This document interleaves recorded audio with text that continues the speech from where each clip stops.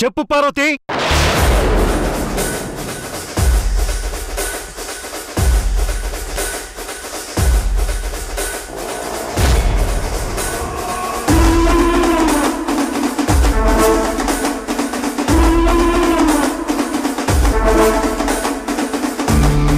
ఆగమ్మా, ఈవిడ గారిని బతిమాలటం దేనికన్నయ్యా? ఆ రిలీజ్ చేయించిన ఆవిడే వచ్చింది, డైరెక్ట్ గా అడుగు.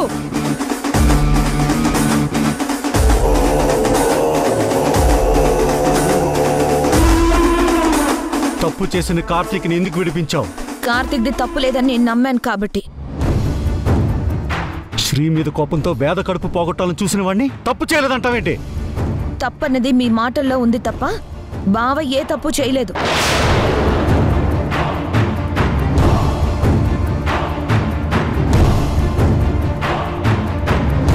ఎందుకంటే చెయ్యని తప్పుకి కన్న తల్లిని కొంతమంది నిందిస్తుంటే ఆ ఘోరాన్ని చూడలేక తప్పని పరిస్థితుల్లో తప్పుని మీదేసుకొని ఒప్పుకున్నాడు తప్ప బావ ఏ తప్పు చేయలేదు, చెయ్యడు కూడా.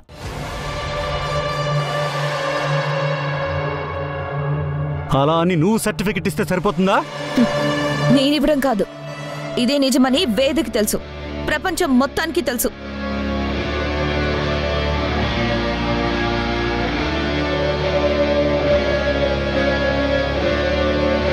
కానీ మీరే ఇంకా తెలుసుకోలేదు.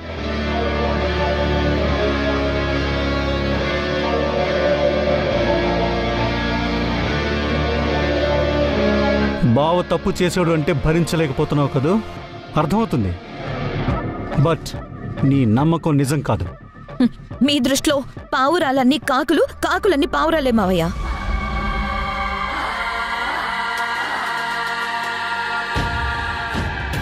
పచ్చకామల్లో వచ్చిన వాళ్ళకి లోకం అంతా పచ్చగానే కనిపించినట్టు మీరు తాళి కట్టిన భార్య తప్పు చేసినట్టే, మీ రక్తం పంచుకు పుట్టిన కొడుకు తప్పు చేసినట్టే. సొంత కొడుకులాగా బావగారిని చూసే అత్తయ్య వేదకి పిల్లలు కాకుండా ఎందుకు చేస్తుంది మావయ్య?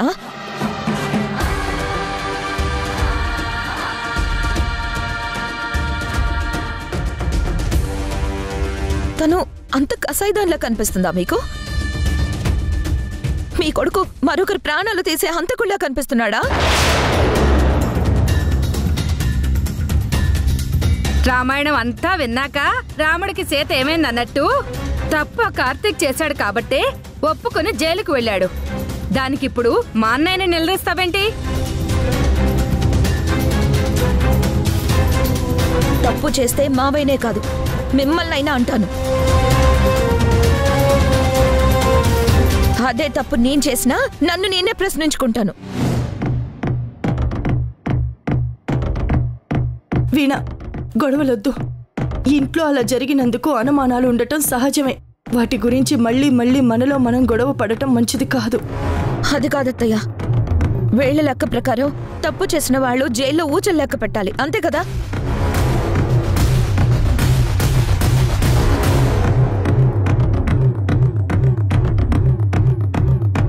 సరే, తొందరలోనే ఆ నేరం చేసిన వాళ్ళెవరో బయటపడతారు, జైలుకు వెళ్తారు.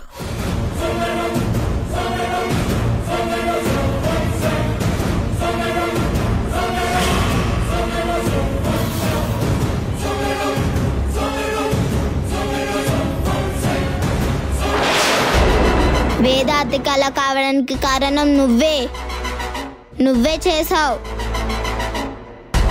ఇది నా వైపే గురిపెట్టిందేంటి? నా మొహం మండా.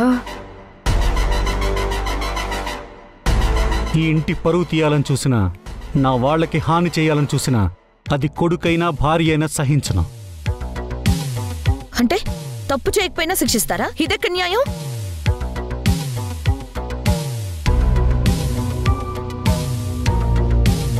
కార్తీక్ కుంకుమ పువ్వు తెచ్చివ్వడం భాగ్యం కళ్ళారా చూసింది. కార్తీక్ వెళ్ళేటప్పుడు ఎందుకొచ్చావని నేను అడిగితే వేద కోసం కుంకుమ పువ్వు తెచ్చానని నాకు కూడా చెప్పాడు. దాంతోనే కదా వేద కడుపులో బిడ్డ ఉంటుందో పోతుందో తెలియకుండా జరిగింది. తప్పు చేసినవాడు చేసిన తప్పు ఒప్పుకుని జైలుకెళ్తే నువ్వు వెళ్ళి విడిపించి తీసుకొచ్చావా?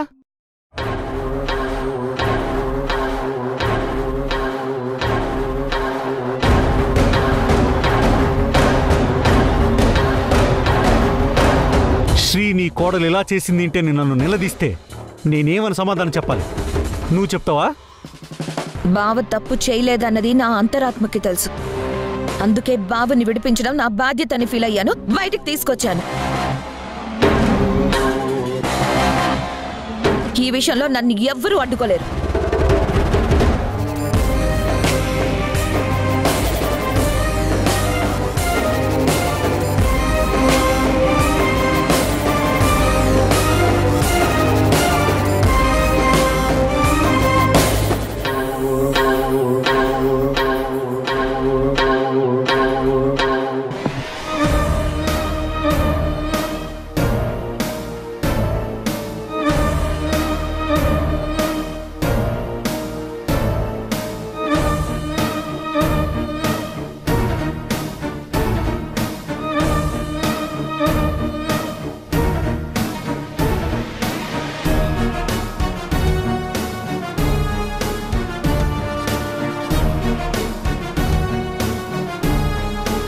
దీన్ని చూస్తుంటే వేద కడుపు పోగొట్టాలని చేసింది నేనేనని అందరికీ చెప్పేలా ఉంది. దీని దగ్గర ఏం సాక్ష్యాలున్నాయో ఏంటో నా మొహం మండ. దీన్ని రెచ్చగొట్టకుండా పక్కకు వెళ్ళిపోవటం మంచిది.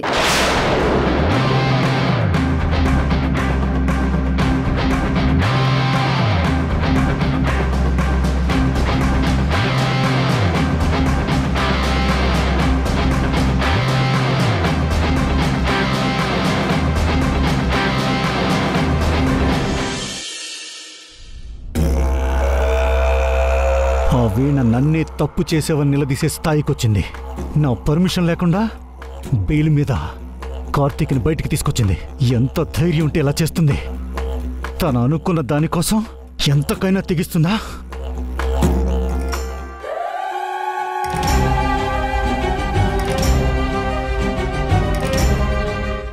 చాలా టెన్షన్ పడుతున్నట్టున్నారు మిస్టర్ లోక్నాథ్. నువ్వు చేసిన పనికి టెన్షన్ కాక ఇంకేం వస్తుంది? ఘోరమైన పని చేసిన ఆ కార్తీక్ని రిలీజ్ చేయించావు, నా మాటను ధిక్కరించావు. అది కొత్త ఏం కాదులేండి. వేద విషయంలో నువ్వు నిమ్మకు నీరెత్తినట్టు కనిపిస్తున్నావంటే నువ్వు కూడా తప్పులో భాగమయ్యావా? మావయ్య, మాటలు జాగ్రత్తగా రానివ్వండి. అనవసరంగా నా మీద బురద చల్లే పనులు మానుకోండి. ఎస్, అదే చేస్తా. ఎందుకంటే వేదంటే నీకు పడదు. బిజినెస్లో తను నెగ్గి అందరితో శభాష్ అనిపించుకుంది. నీకన్నా మంచి పేరు తెచ్చుకుంటుంటే నువ్వు ఓర్వలేక ఇలా తన కడుపు పొగట్టే పనిచేసుంటావని నాకు అనిపిస్తుంది. ఎందుకంటే పార్వతికి తప్పు చేసేంత ధైర్యం లేదని నాకు బాగా తెలుసు. ఆ తర్వాత అనుమానించదగ్గ వ్యక్తివి నువ్వే. నీ నిజస్వరూపం తెలిసిన వాణ్ణి నేనే కదా. నువ్వే కార్తీక్తో కుమ్మక్క ఇలా చేశావు. ఇదే నిజం.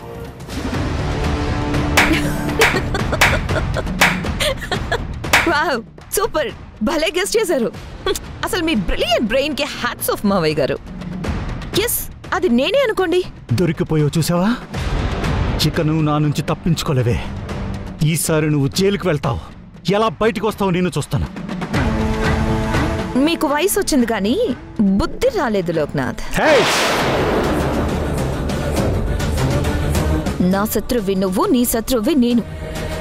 అందుకే నా తండ్రి ప్రాణాలు పోగొట్టిన నీ పరువు పోగొట్టడానికి, నిన్ను రోడ్డు మీదకి ఏడ్చడానికి ఇక్కడికి వచ్చాను తప్ప వేదలాంటి ఆడపిల్ల గొంతు కోయడానికి నేనిక్కడికి రాలేదు. కట్టు కథలు చెప్తున్నావా? కాదు, నిజం చెప్తున్నాను. నేను ఒక ఆడదాన్ని. నాకు అమ్మతనం తెలుసు, ఆడతనం తెలుసు. నీలాగా పగ కోసం పరువు కోసం పాకులాడే మనిషిని కాదు. ఎందుకో ఈ ఇన్సిడెంట్ జరగకముందు నుంచే పెద్ద కొడుకుని పెద్ద కోడల్ని అతిగారం చేస్తూ ప్రేమిస్తున్నట్టు నటిస్తున్నావు. ఎందుకంటే అతి వినయం దూర్త లక్షణం అంటారు. కాబట్టి నా అనుమానం అంతా నీ మీదే ఉంది. సో వేద విషయంలో నువ్వే ఏదంతా చేశావని నేను 100% నమ్ముతున్నాను. కోడలి కడుపు పోగొట్టాలని ట్రై చేసి ఏమీ తెలియనట్టు నాటకాలు ఆడుతున్నావు. నీకు అసలు సిగ్గనిపించడం లేదా? నీకు అసలు మానవత్వం ఉందా? వీణా, మైండ్ యువర్ వర్డ్స్. మాటలు జాగ్రత్తగా రాని. నా ఇంటికి వారసుని పోయి కోడలికి ద్రోహం చేస్తానని అంత పాపాన్ని కొడికడతానని ఎలా అనుకున్నావు? మరి నేను చేసుంటానని మీరెలా అనుమానిస్తున్నారు? నీ టైం దగ్గర పడింది లోక్నాథ్. నీలాంటి వాడిని ఓడించడానికి సపోర్ట్గా నాకు తోడుగా ఒకరున్నారు. ఆయనే మా నాన్న. ఆయన ఆశీస్సులు నాకెప్పుడు ఉంటాయి. ఇప్పుడు నా చేతిలో నిన్ను ఓడించడానికి నా దగ్గర ఒక బ్రహ్మాస్త్రం ఉంది. దాంతో నిన్ను ఓడించి నడి రోడ్డు మీదకి తెచ్చి నిలబెడతాను.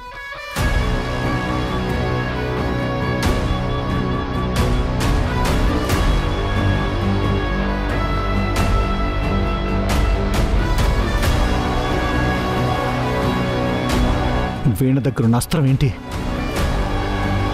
వీణ అది ఎక్కడ దాచింది? వీణ ఆలోచన ఏమై ఉంటుంది?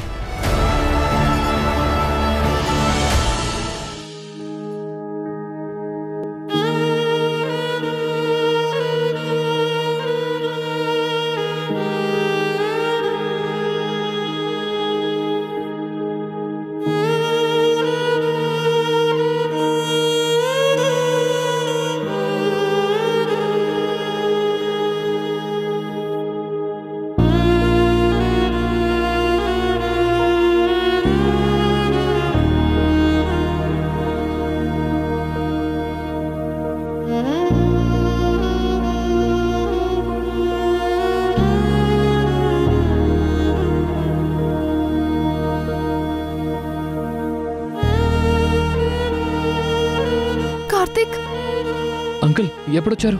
సారీ, పనిలో పడి చూసుకోలేదు. కూర్చో. మీరు కూర్చోండి. కూర్చో. ఇప్పుడు ఎలా ఉంది Karthik? It's okay Malini, but కొంచెం నొప్పులుగా ఉన్నాయి. ఎనీహౌ, నాకు సపోర్ట్గా నిలబడ్డందుకు థ్యాంక్స్ మాలిని. It's okay. అవును, ఏమైనా తిన్నావా? ఇంకా ఏం లేదు. ఉండు, ఇప్పుడే వస్తాను. పర్లేదు మాలిని, వంట ప్రిపరేషన్ లాంటివేం పెట్టొద్దు. ఇప్పుడు నీకు చేసి పెట్టే వాళ్ళు కూడా ఎవరూ లేరు కదా. బాబాయ్తో మాట్లాడుతూ ఉండు. 10 నిమిషాల్లో తినడానికి ఏదైనా చేసుకొస్తాను.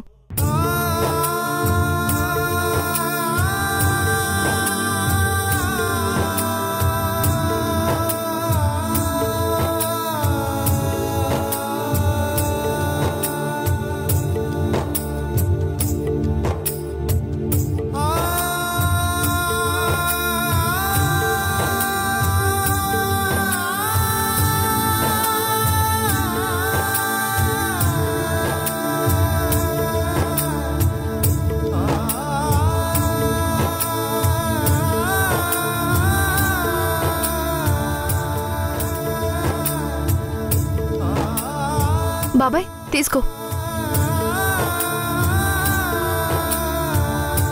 నేను తినిపిస్తాను.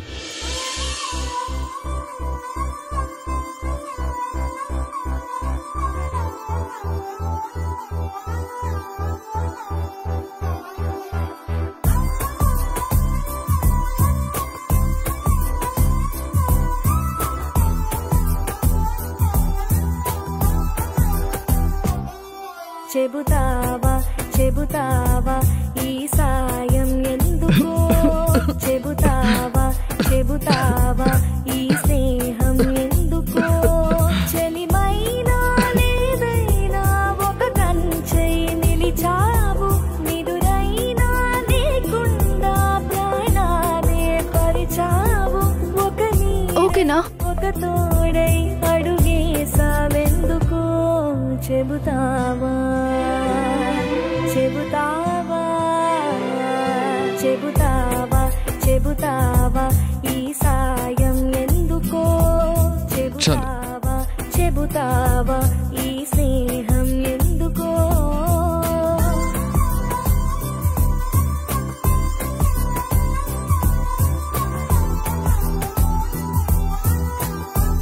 నువ్వు బాధపడుతుంటే చూడలేకపోతున్నాను కార్తీక్. హాస్పిటల్కి వెళదాం పదా. వద్దంకల్, మరీ అంత కంగారు పడాల్సిన నొప్పులేం లేవు. రెస్ట్ తీసుకుంటే సరిపోతుంది. ఇంత ఘోరం జరుగుతుందని కల్లో కూడా అనుకోలేదు కార్తీక్. నీ పైన నింద వేసి నేను జైలుకు వెళ్ళేలా ఎవరు చేసుంటారు? మిమ్మల్ని కష్టపెట్టడం వల్ల వాళ్ళకు వచ్చే ప్రయోజనం ఏంటో అర్థం కావడం లేదు. అదే తేలాల్సి ఉంది అంకుల్.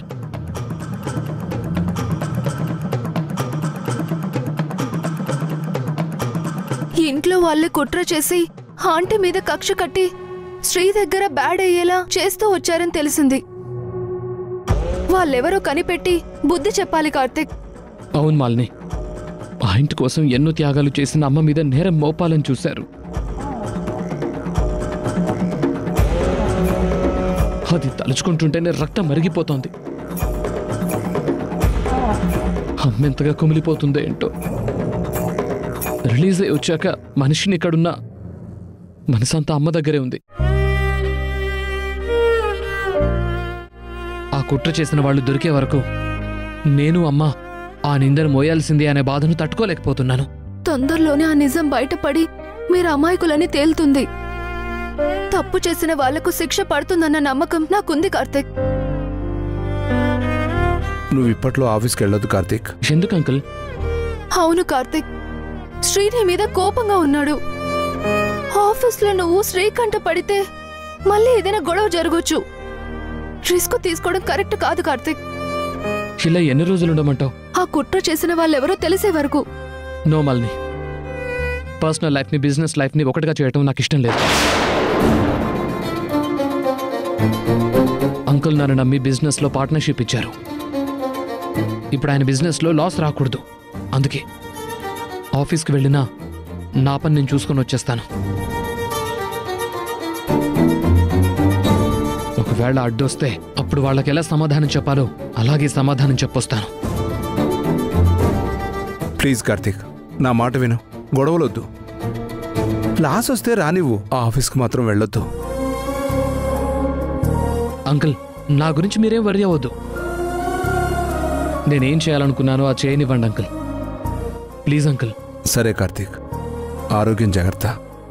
వెళ్ళొస్తాం. Okay uncle. బాయ్ కార్తిక్.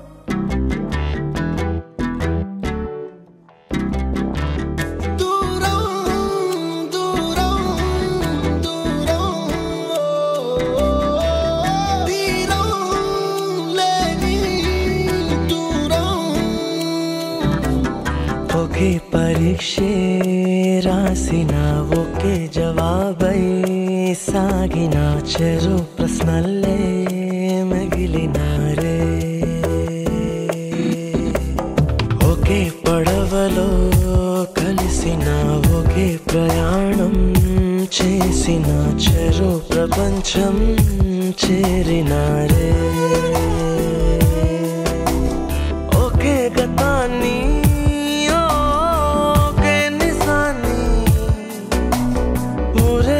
నువ్వు బాగుండాలి కార్తిక్, నువ్వు బాగుండాలి. వెళ్ళొస్తాను కార్తిక్. Thank you Malini. మరో జగాన్ని వరించినారే.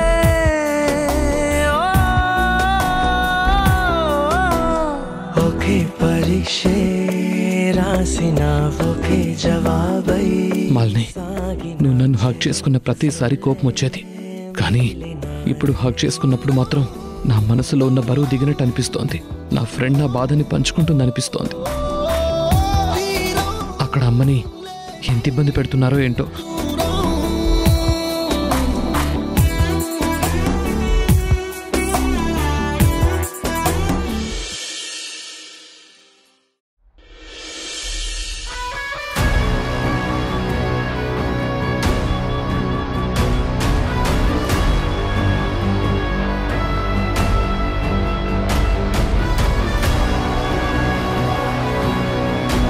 భాగ్యం, వీణ చెప్పిన అస్త్రాన్ని మనం ఎలా అయినా కొట్టేయాలి.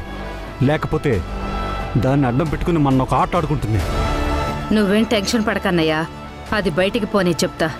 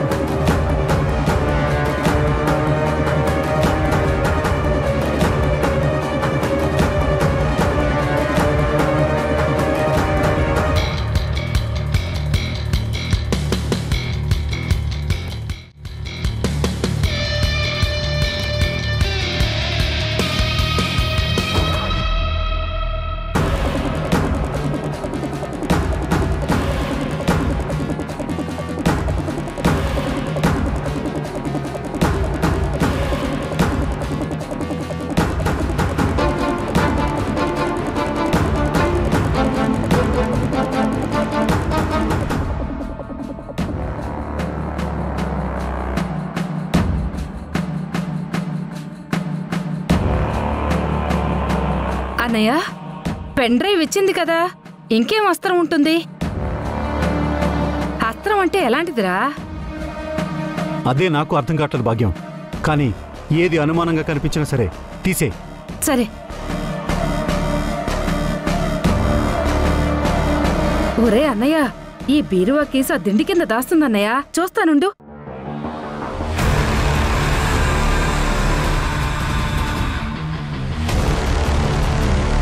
అన్నయ్య, దిండి కింద లేవురా. లేవా? ఎక్కడున్నాయి చూడు.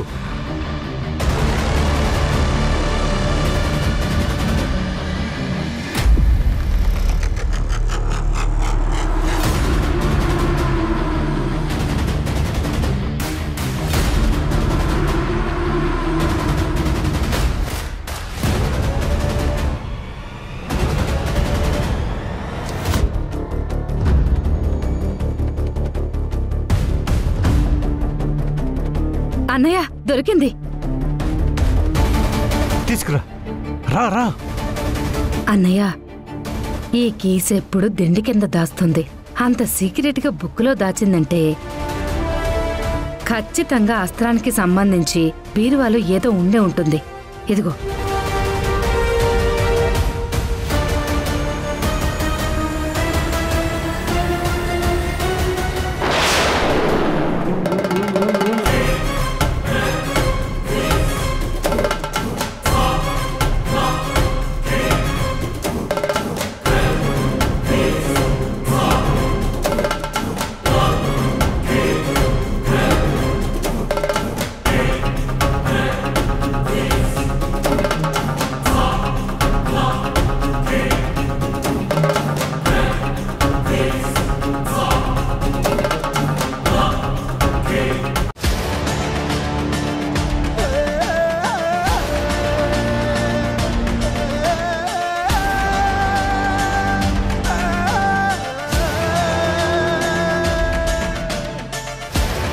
ఈ బుడ్డది జానడు లేదు కాని నా గుట్టు బయట పెట్టాలని పెద్ద ప్లానే వేసినట్టుంది. అదేంటో తెలుసుకోవాలి.